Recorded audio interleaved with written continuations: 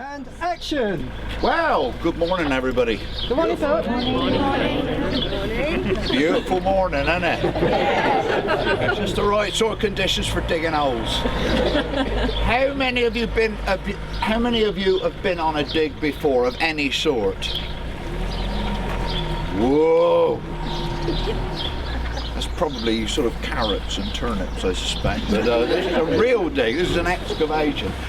Now, I rather suspect that most of you know where you are going to be digging your test pits. Is that right? Yes. Excellent. That is the first and most important piece, that we know where those trenches are going to be placed. They will be surveyed in by our surveyor later on. So please do not move them. Do not make them bigger without prior agreement.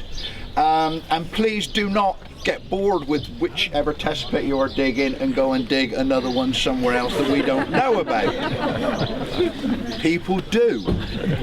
I'm not going to go into a great deal of detail about health and safety, because we all know what health and safety is. By and large, digging test pits is not dangerous, but it can be if you don't think about it. And thinking is not just about digging the holes and health and safety, it's also about the actual process of digging. It is not just a process of shifting a lot of muck out of a hole and putting it from A to B. You've got to think about it. Digging is a very mind-expanding process. The most important thing to start with, before you even do anything, is think, where am I going to put the spoil? Because every hole generates muck, and you've got to know where to put it. Normally I have a big yellow digger that allows me to move it, but you will not have that.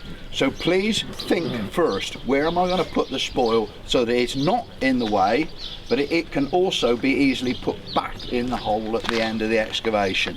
I know it sounds simple, but it's one of those, let's go and dig a hole, shovel it out, and then you realise, no, I shouldn't have done that, and you've got to move the spoil tip. You will make mistakes. Everybody makes mistakes. I have made all the mistakes it is possible to make. If you make mistakes, you will be told that you've made a mistake. You will be told politely the first time. Guess what happens the second time? So, it is a learning process. The main thing is that you enjoy it, that it is fun. Look at what you're digging. Look at the dirt. See if there are any fines in it, if there are any little bits of pottery, if there are any little bits of bone. The best place to find fines is when you're actually moving the dirt. Don't shovel it out of the hole and then look for it on the spoil tip. Look for it as you're digging it. That means that that is your best chance of finding anything. Which also brings me on to the next point. Control the amount of spoil that you create. If you dig and dig and dig and you have a big heap of spoil, the chances are that there are going to be lots and lots of fines in it. Create relatively small amounts of muck. Look and see if there's any fines in it, shovel it out, then go on down again. A good digger is always a clean digger. You can usually tell exactly who are the good diggers when they come off a site at the end of a day. People who are covered in dirt usually have dirty trenches. It's true. So you are all looking absolutely pristine this morning. Not a speck of dirt on any of you. Let's make that the aim for the end of the day. You all come back looking as clean and pristine at the end of the day as you do now, because that means that your test pits will probably be nice and clean and turned out. Make sure that you have a square metre at the top and a square metre at the bottom. This is an excavation. An excavation has vertical sides. It is not a hole.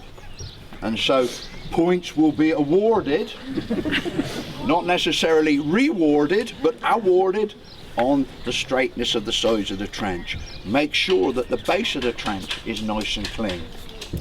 And what we're doing is you'll be going down in spits, 10 centimetres, 10 centimetres, 10 centimetres.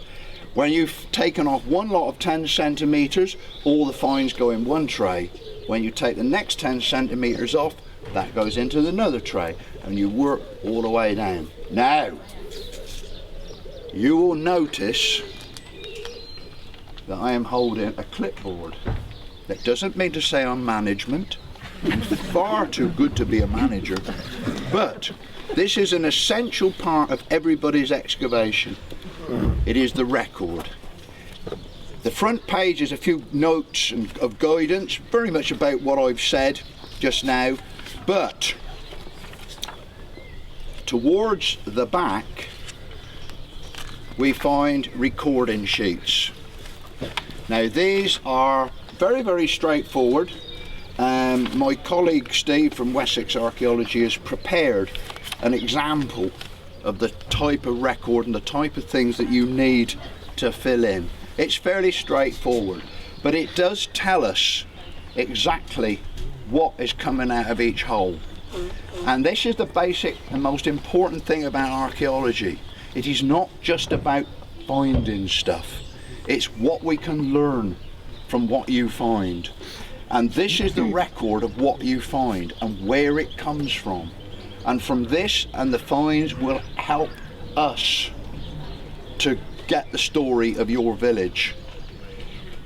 Each individual test pit is only one small piece of the jigsaw.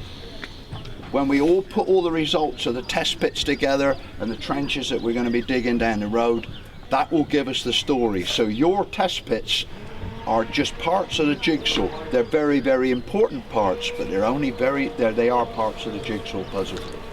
So every now and again, if you want a coffee break, poke your nose over the fence and see what's happening in the next test pit. Have a little compare. Just see how much material you've got and see what they've got, because these spreads of material are important and they will give us the end of the story. Enough of this rambling on. The main thing is that you will learn by actually doing it. So all I can say is go away now, open up your test pits, enjoy what you're doing, and think that actually at the end of the day you'll be making a contribution to the overall project. And as Uncle Phil has pointed out, there are points awarded for straight sides, good recording, and we do have a prize for the best executed test pit. It's not treasure hunting, but the best piece of archaeology that is done by you guys that really builds this picture is going to win a prize.